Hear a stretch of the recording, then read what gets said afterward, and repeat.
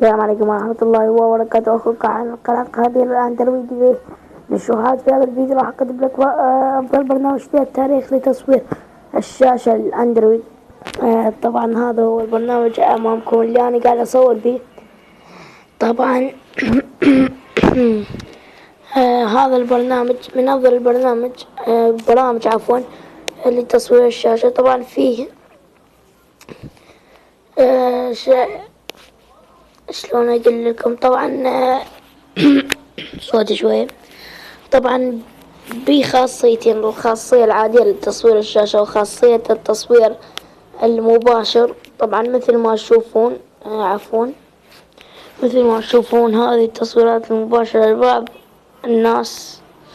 طبعا يقدرون الناس يتابعوك مباشرة. مثلا ندخل على هذه، بس إذا تدخل أعتقد راح ينقطع التصوير فأنا ما أدخل.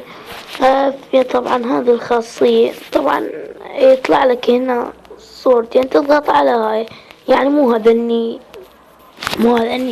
المهم انتم تعرفون شو تسوون. وان شاء الله راح اسوي لكم شرح كامل. المهم بعد ما تحملون هذا البرنامج اللي احطه لكم بالديسكريبشن، بالديسكريبشن بالوصف يعني. طبعا رابطه احطه بالديسكريبشن الوصف، فانتم تحملوه وتثبتوه وتروحون تدخلون عليه. طبعا من تدخلون عليه لا تصورون راسا، لأنه راح يجيكم يقطع أكثر من هيك، يعني حتى ما ينفهم التصوير. فعندك شوية تسوي ضبط للبرنامج. فأول ما ننزله نروح ندخل على هذه 3 نقاط موري، تروح تطلع لك هذه الشاشة، دوس على سيتنج وبعدين فيديوز. هذا تسويه هذا تسوي ميموري، هذا تسوي سوفت وير، لا تسوي هاردوير، تسوي سوفت وير حتى شوية تصير دقة. وهنا أنا الصوت ده أنا سويته على الصوت. وهنا أنا إذا تصير عندك ألوان يخربط الفيديو دوس صح. أنا دايس صح على ايش يصير. وهنا أنا تعرض اللمسات، مثلا إذا أخرت أشوف راحة اللمسات تدوس عليها ترجع لك اللمسات. طبعا تقدر تفعل هذا الخيار مال اللمسات من الضبط.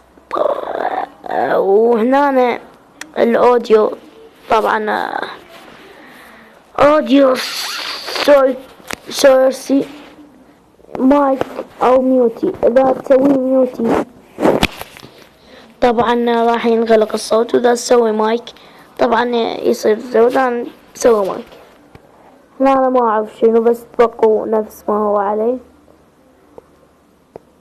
المهم نرجع ونروح على هذا. طبعا هذه خاصية التصوير المباشر. طبعا منها تختار البلدة اللي انت تصور بيها. طبعا إذا تصور بالإنجليزي أو بالعربي، المهم أنت تختار أوتوماتيك، لأن هنا ماكو عربي. أوتوماتيك حتى على لغتك اللي انت تحكيها يسجل. هنا نعرفوا ولا تلعبون بها هاي. إذا تريدون حطوها هنا أو هنا، أفضل 2. المهم أنا حطها هنا بيرتي تحطها على 2 ميجا بايت. والله ما أعرف ما والله ما أعرف. المهم تحطها على 2 ميجا بايت. وهنا واي فاي اونلاي. يعني هذا اني نتورك، يعني اي شبكة تقدر تصور عليها تصوير مباشر، يعني شبكة الجوال، شبكة 3G. هذني الشبكات اللي عرضت الشركات. طبعا هنا يتو ستارت، ما اعرف هذا شنو الخيار، بس هو اعتقد انه يعيد لك الصوت. بس المهم هذا اللي تحطوه صح. وبعدين نطلع نروح على الريكاردو سكرين. طبعا هذا اهم خيار. فيديو فورمات تحط على MP4. طبعا على مود تصير دقة عالية في التصوير. اذا انتم يتحمل جهازكم هذا يتحمل حطوا عليه، بس انا حاط على هاي اللي يتحمل جهازي.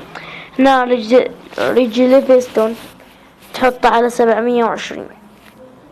يعني اذا جهازكم يتحمل هذني حطون، ما بس انا افضل 720. وهنا براتي تحطه على 8 ميجا بايت. هنا المسار اللي يتحمل بالهذا الفيديو، اللي يسجل بيه الفيديو. مثلا تروح على الفيس وتحط له فوق، راح يبقى هنا ينقل الفيديو. طبعا هذا أنا مثل ما تشوفون ستورج اس دي كارد موفيز شو. طبعا خازنة بواحدة. وهسه نروح على ميوزك. طبعا هذه ميوزك عبارة عن مشاركة البرنامج بس، ولا اسوي الاشي هذا طلعوا منه. مثل ما تشوفون هذا هو البرنامج اللي شرحناه هسه وياكم، وان شاء الله نجيكم شروحات جديدة. وهنا قد قربنا لنهاية الفيديو. لا تنسوا اللايك والسبسكرايب. اي شي عندكم حطوني اطلبوا بالكومنت. ولا تنسون اللايك والسبسكرايب. ومع السلامة. لكن انا عدتها مرتين. يلا مع السلامة.